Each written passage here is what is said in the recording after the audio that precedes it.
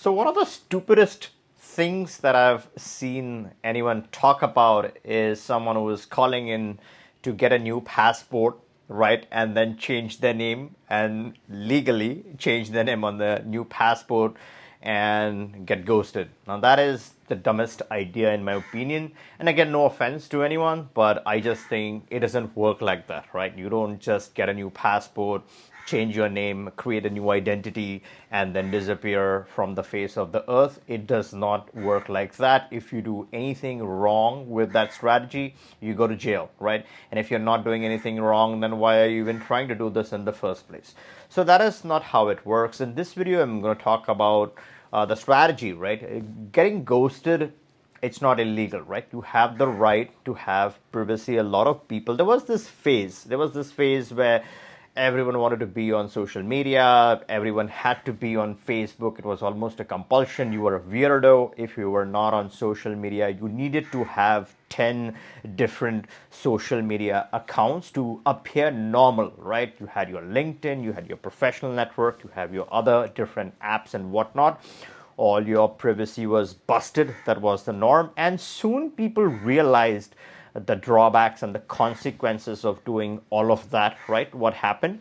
So now the latest trend, smart people, expats, and other people have realized that it's a very stupid thing to expose yourself online like that. It could be misused. It could backfire against you. There would be some people who might still feel that they want to be exposed with all their information online, which is fine. You know, different people think differently, but a lot of people exceedingly are getting uncomfortable. They want to get away. They want to disassociate themselves with that world that they have, this complicated world, be private. And when you talk about ghosting, right, yourself, you got to do this smartly. You got to do this sensibly. There's a set of steps that you take to get there. And we are talking about getting ghosted legally. There are legal ways of doing this. And we have a team of attorneys in different places.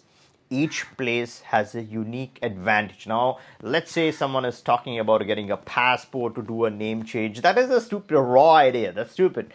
Name changes work different in certain locations. Let's say it doesn't have to be the country of your passport. Again, the reason behind that is very important. What you're trying to do in one location, handled by one attorney, could make a drastic difference compared to getting in some shady passport scheme, trying to change it there, getting into murky waters. That information is then supplied to your home country government, and you're literally shooting yourself in the foot. You are far better off not doing this in the first place. So when you talk about getting legally ghosted, and before we continue, make sure to subscribe to this channel so you don't miss out on any important tips and tricks and hacks and legal ways of doing things. And this is not legal advice, but this is educational content. So be subscribed to stay on top of things. My videos are usually related. It's a progression.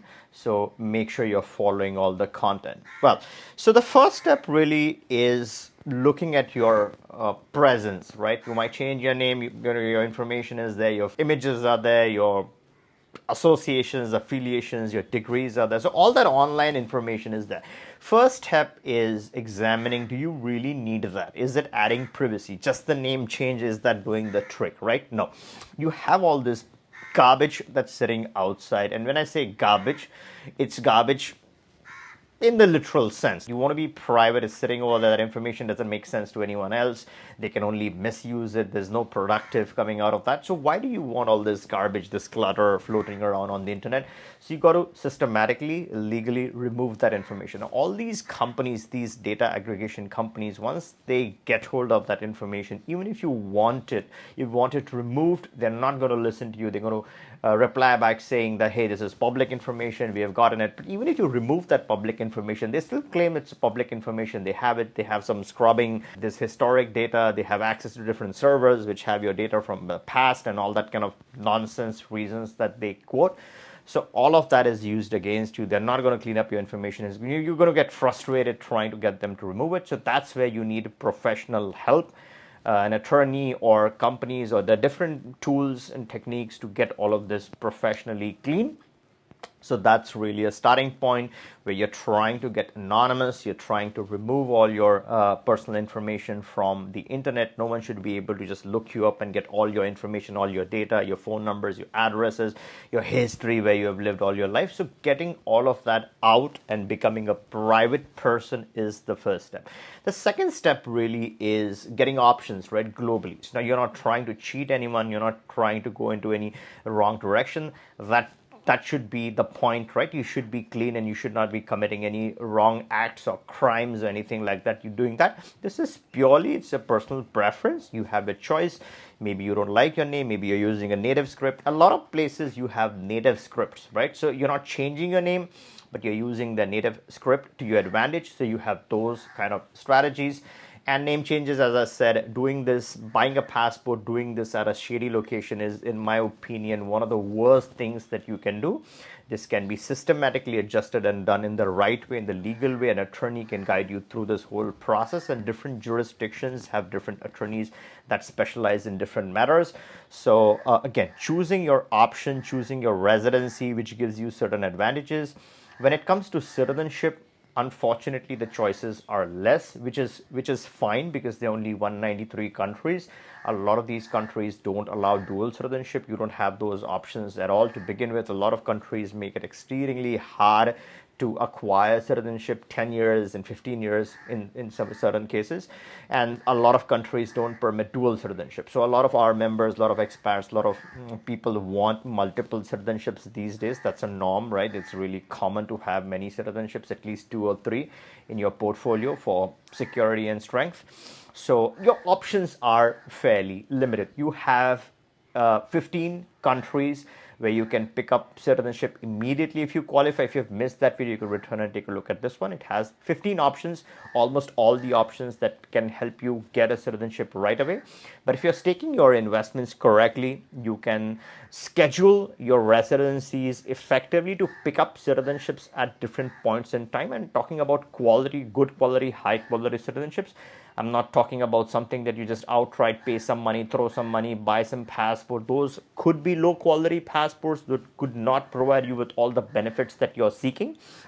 That's where having a schedule, having a portfolio, taking your investments correctly across different jurisdictions, and not only going to get you an immediate residency, which you can start picking up immediate advantages from, but in the long term, it's also going to get you, or could earn you, that all important citizenship.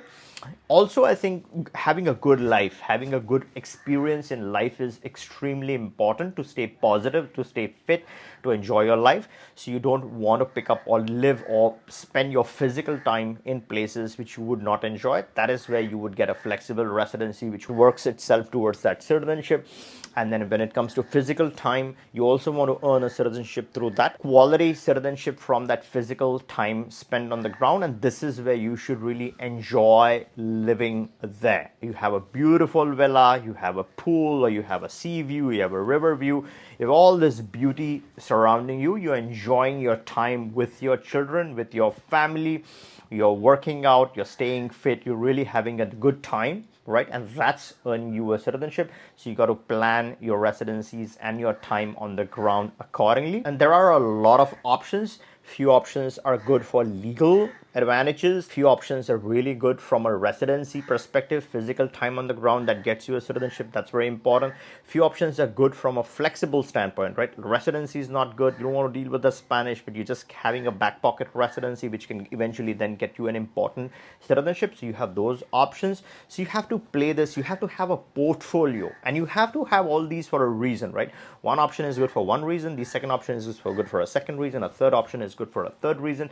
You combine these options, 2 or 3 options, and this is the meat of it, right? This is what we discuss with most of our clients. We strategize this in a way in which they get different advantages, right? And as per a schedule, then this can all be accomplished fairly quickly. You're looking at 1 year to 5 years. You can get a lot of solid advantages in place. If you want to have that discussion and want to get started with your options right now, you want to legally ghost yourself, you want to get a residence, you want to get a citizenship, whatever it is, you can click the link in the description, book a call with us. We can discuss exactly the kind of life you're trying to create for yourself and get you started with the options of your choice. If you like this video, give me a thumbs up. Make sure you are subscribed, and catch you in this next one.